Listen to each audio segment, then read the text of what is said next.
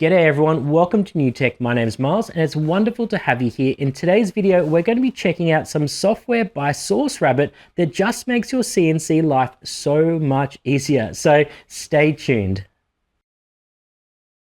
If you're looking to buy your very first CNC or you've been using a CNC for quite some time now, SourceRabbit has some fantastic software that will absolutely change the way you use your machine and make your life so much easier with this software. So I'm going to be looking at two programs today. I'm going to be looking at RabbitCAM, which is a toolpath creating software, and then I'm going to be looking at a second one, which is a CNC control software.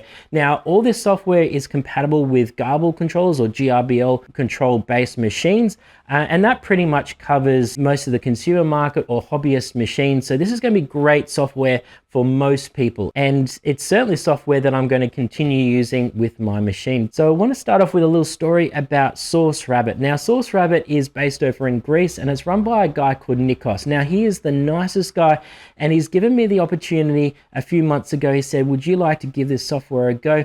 And I got chatting with Nikos and he told me a lot about his story. At the end of the day, he's a guy that puts passion in front of profit and he creates his stuff because he believes in it and he wants to help the community in what he does. So I was totally on board with checking out the software and seeing what it can do. And after today's video, you might change your mind and want to jump on board as well. So stay tuned because I'm going to be looking at firstly the RabbitCAM, and I've got a couple of projects that I have created with his software. But with RabbitCAM, it is such an easy software to get used to. I usually use Fusion 360, or now it's called Fusion, and it's quite a complex program, but RabbitCAM is so easy to use. It probably took me about 5 minutes to get my head around it, and from there on, it was just such an easy tool to use. Now, it's based upon using vector files or DXF files, just line-based drawing files. You import the line-based drawing files, and then you can go ahead and cut from those files. So I've done 3 projects for today. This one here is based upon a challenge that I set myself, that I wanted to create a stool that had minimal waste. So that means minimal tool paths to cut it. Most of the tool paths cuts out multiple sections. So as you can see here in front of me, this is how it is cut out in the machine. And you start off with the center part, which is the base of the stool, and then you have the legs that just intersect and get attached underneath it. So I'm going to jump into the RabbitCAM and show you how I set this up, and I'll give you a good idea of what RabbitCAM is about and how easy it is to set up a project, and then jump into it for the very first time. All right, this is RabbitCAM, and I'm just going to open up the artwork that I created in Adobe Illustrator. This is just the 2D lines, the DXF. On the right-hand side, you can see that there's some manipulation tools just to move around the screen and also measure. You can also edit and make some lines in there as well. But what the default 0 point is, or the 0 point on your material, is usually the left bottom. So I'm going to change that to the right bottom. You can also do other things like select a shape to set your 0 point from, etc. Now, going into select a toolpath, this has a whole range of different toolpaths. So just a reminder that this is only 2D toolpaths, so you won't be able to do any 3-dimensional toolpaths, but you can do so much, probably about 90% of most cutting you can do with the 2D toolpaths. You can see here, you can go ahead and also edit your different tools, the feeds and speeds. But the great thing is that there's like a library that is already provided with some suggested tools and feeds and speeds already set up. So great for beginners. I'm going to start my cutting and my toolpaths by just selecting the internal parts first, the small things that won't really impact the cutting too much. Get them out of the way and done with first. So that's just the small rebates in the center, and then move on to the round base, and then also the legs after that. So 3 different toolpaths, and they're just going down, I think about 13 mil, doing a 3 mil step down each time. Just so it's nice and easy. Now, the problem is that I did originally use an up cutting bit because I couldn't find my 6 mil down cutting bit. Now, down cutting, it just makes it much cleaner on the top surface. So you can see here that I've opened up Focus. Now, this is the second part of the software.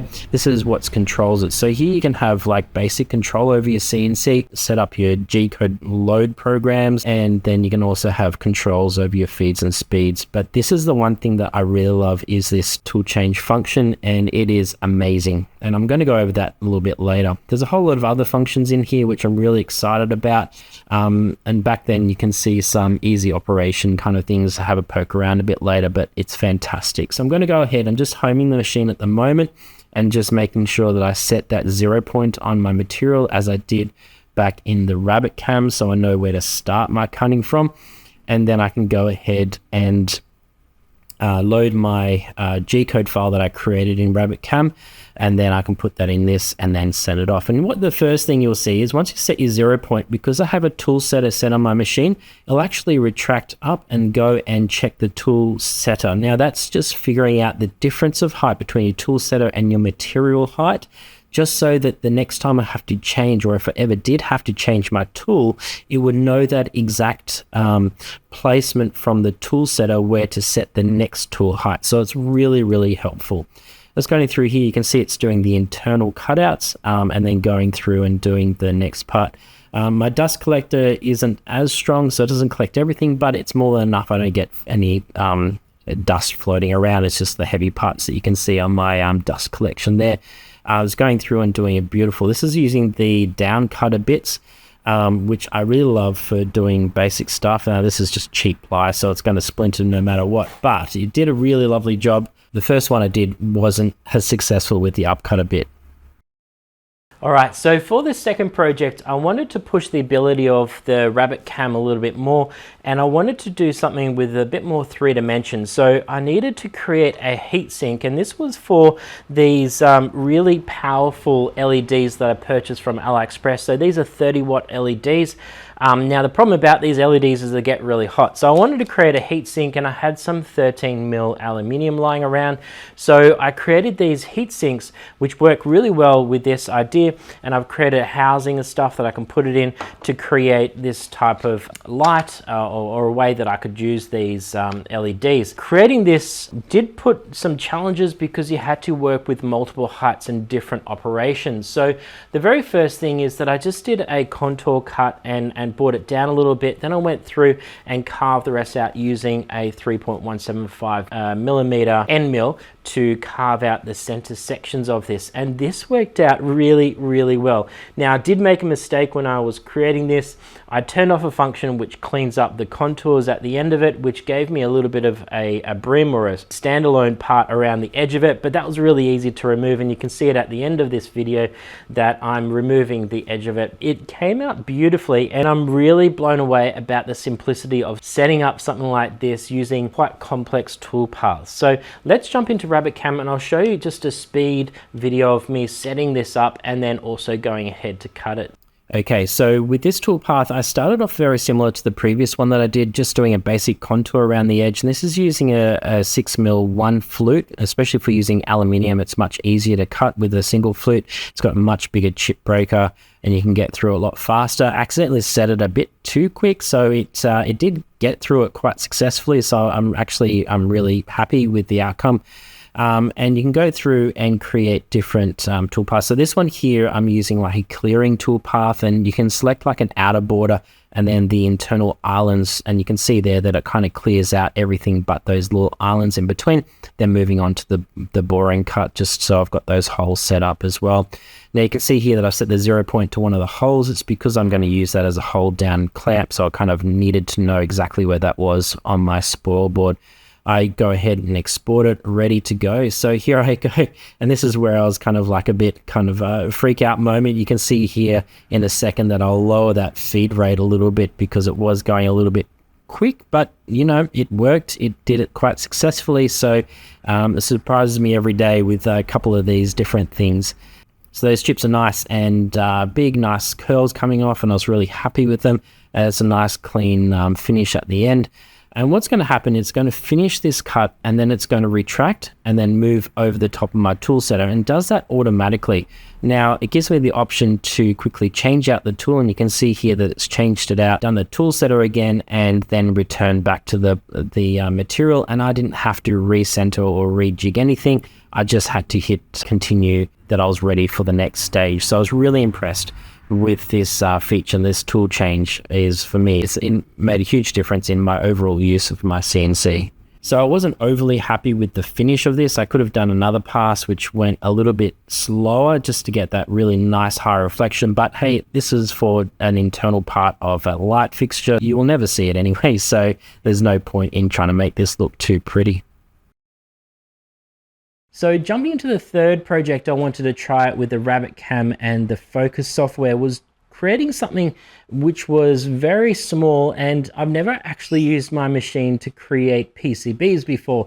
And that's something that I was needing to do because as I was creating this project for my LEDs, I needed to create a, well, if you look at how it looked beforehand, this was kind of my test to see if it would work, but with this ESP32 that I was using WLED on, I needed to create a small circuit using a couple of different components. And you can see that this is an absolute mess, and it's certainly not a way that I would like to go ahead. So I thought, well, I've got this software, I need a project to do, so this was a perfect opportunity for me to create a PCB. I jumped in and I actually drew this up on Illustrator. Now, to create vector files or DXF files, there's a whole lot of different software that you can create it on. There's a whole lot of free ones. I usually use Illustrator or even Inkscape, and Inkscape is free. You can create DXF files with. Now, I created this basic one for a PCB, just had some outlines, some boring holes, and some clearing sections. And this was perfect because it pushed the software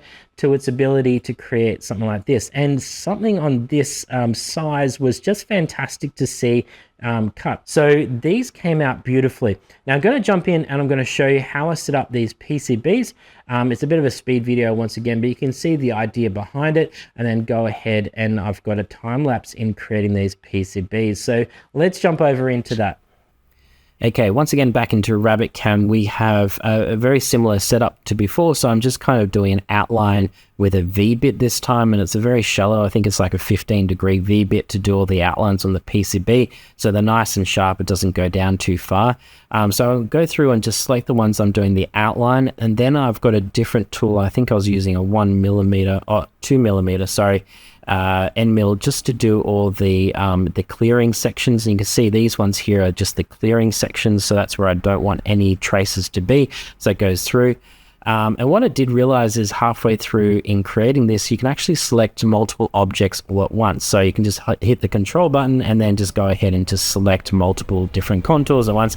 That would have been amazing to have figured out much earlier in this process, but never mind. And also doing like circles and stuff, you can just double click on one circle, it will select the rest of the circles. So it's just sped up the setup time so much using that feature there.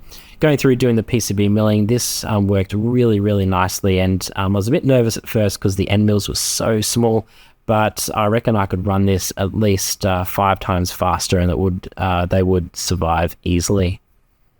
And you can see once I've finished cutting these out, there was a lot of burrs or a lot of frizzy kind of coppery bits around the edge. So all I did was got I think it was a 800 or a 1000 grit sandpaper and just sanded them off. That was absolutely fine. It just took a couple of different passes on the sandpaper for them to come off, and then it ended up being really clean.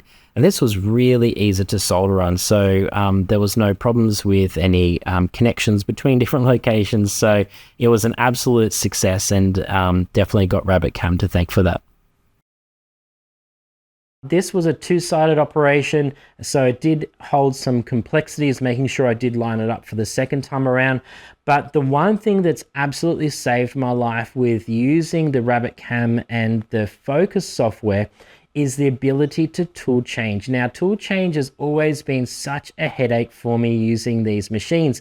You'd always have to take the tool off and then calibrate where the tool height was, especially if you're using something that's a variable height. Probably about a year ago, I started using the baseboard to be my 0 point because it was always a fixed point for me, but it had some issues with not always having the perfect height for the stock that I put in, and I always found there was some issues with creating that style of 0 point. So as I showed you before, using the tool change absolutely saved my life with creating these PCBs, and this has been fantastic to be able to swap over especially these tiny little end mills, swap them over and they are precision. They'll find their location and there is absolutely no problem. I didn't have to alter anything or change anything. It just went ahead and started cutting. So my mind was absolutely blown at the ability of the tool changer, and I did install one of those tool setters quite some time ago on my machine,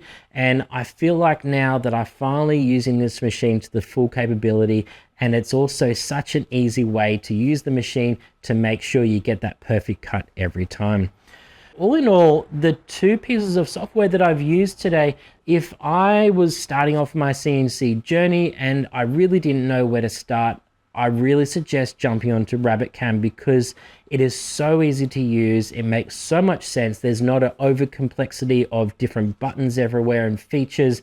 It's a really black and white. You can see what you're doing, and you can also see the cuts and how you do it. On the other hand, the Focus software is the software that I'm going to keep forever, and it's what I'm going to use on all my machines from now on.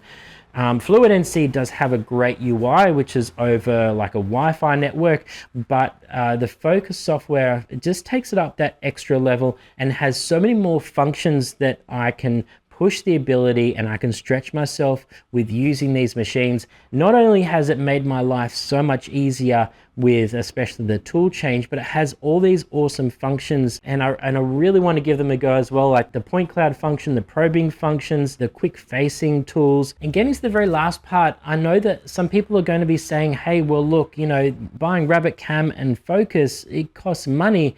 Yes, nothing ever does come free, because all the software that you may have been using for free, someone had to create it and somebody has spent money on it in the past. But the beauty about the Focus software and the RabbitCAM is that Nikos, the founder, he is asking such a small amount of money for programs that are so powerful.